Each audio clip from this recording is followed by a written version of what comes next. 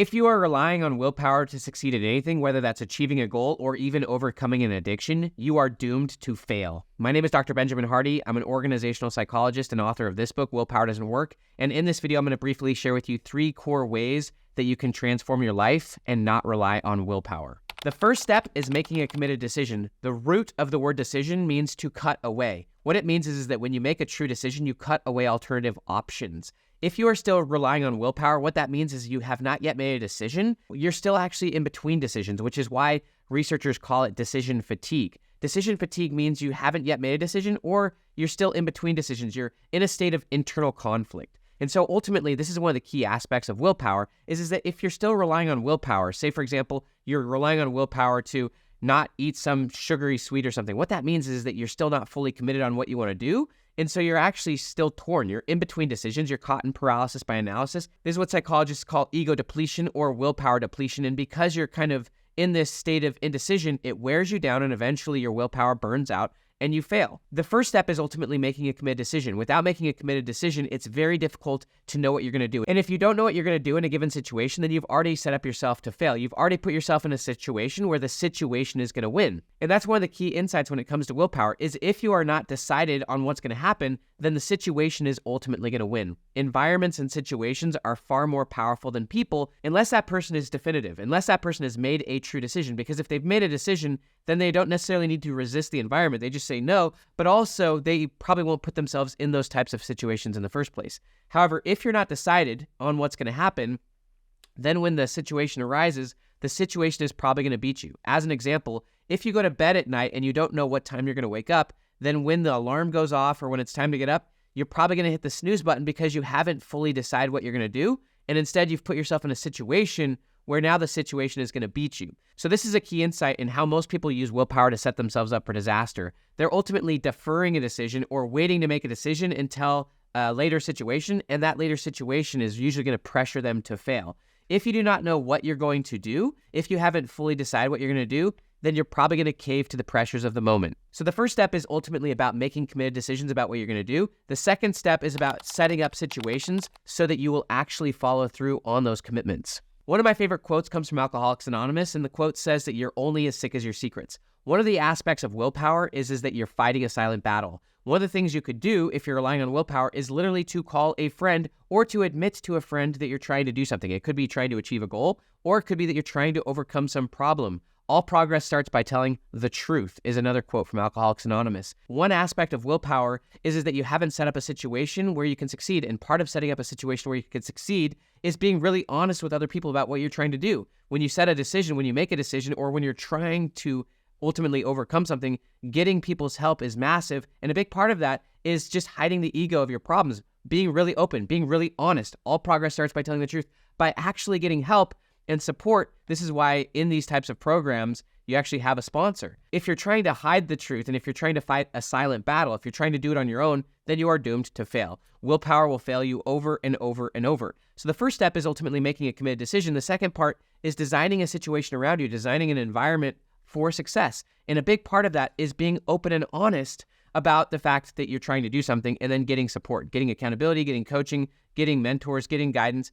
And then when you're in a pressure cooker situation, when you maybe are starting to cave to some pressure, actually seeking help, not relying on your own self, not being secretive, not fighting a silent battle, but actually getting help, getting support. And the first thing you can do that will really move you forward on this is that if you're getting any form of coaching or making any form of progress, just be fully honest about what you're doing. The more honest you can be about what you're truly trying to accomplish, as well as the roadblocks that are in your way, the more support you can get. If you actually admit that you have some challenge that you're trying to overcome or just some goal that you're trying to accomplish, the more honest, the more transparent, the more clear you are, the more likely you are to succeed because now you're no longer hiding anything. You're only as sick as your secrets. Another crucial aspect of making the decision is setting up the situation so that it supports that decision. If there is anything in your life or environment that conflicts with your decision, then you have to actually cut it away. That's the whole idea. Rather than relying on willpower, you actually remove it from the equation so that you don't have to fry your decision fatigue. So as an example, rather than having to deal with the up and down battle of not knowing what you're going to do because you've got junk food in your house, just remove it. You've already made one decision that makes 100 easier. The same thing can be applied to the apps on your phone. rather than opening your phone and wondering what you're going to do. Remember, willpower happens because you're not fully committed. You haven't actually decided and you haven't ultimately set up the conditions to succeed. And so you're always playing this game of, I don't know what's going to happen. And you put yourself in pressure cooker situations where the situation wins. So you want to make one decision that makes 1,000 easier. One thing you could do is obviously remove the apps from your phone if you don't want to just open up and randomly scroll. You don't want to put yourself in a situation where you now have to make a choice, but the situation now is pressing upon you. Remove anything from your life that conflicts with your decisions, or be really honest and transparent with the people in your life about what you're trying to accomplish. Really quick, I want to give you a gift that will help you make success a lot more inevitable. I created a peak state checklist that will show you how to eliminate distractions, get extreme clarity, and live in a peak state on a daily basis. You can get that free peak state checklist by clicking the link down below or by just going to peakstatechecklist.com. Nietzsche famously said, when the why is strong enough, you can bear anyhow. Also, when the why is strong enough, you will find the how. When you make a decision, the universe can conspire to make it happen. It's ultimately in making decisions that you can move your life forward. And then also in putting yourself in environments and situations where you can succeed and removing the things from your life that conflict. That's a huge aspect of just becoming mature, is removing the aspects of your life, but also removing the aspects of your identity. You're not your past self. You're not the person who you were before, and that's okay. Have nothing but compassion and empathy for your past self, but also have nothing but compassion and empathy for your current self. All progress starts by telling the truth. The more transparent, honest you are, the less ego you have, the easier it is to move forward. The easier it is to move towards your decisions. If you have nothing to hide, then essentially you're psychologically bulletproof. And so you don't have to be sick. You don't have to have your secrets. You just fully own that this is where I'm at right now. It's okay because my current self isn't the be all end all, but this is where I'm really trying to go. But making committed decisions, being really open, transparent, and honest about what you want as well as what's holding you back. And if you fail or if you fall back, admit that. Fully own it. Don't hide anything. Just all progress starts by telling the truth. Rather than worrying about the ego of what other people think, just fully own it. And that's how you can start making decisions. As you start owning it, as you start getting accountability, there's a concept called Pearson's Law.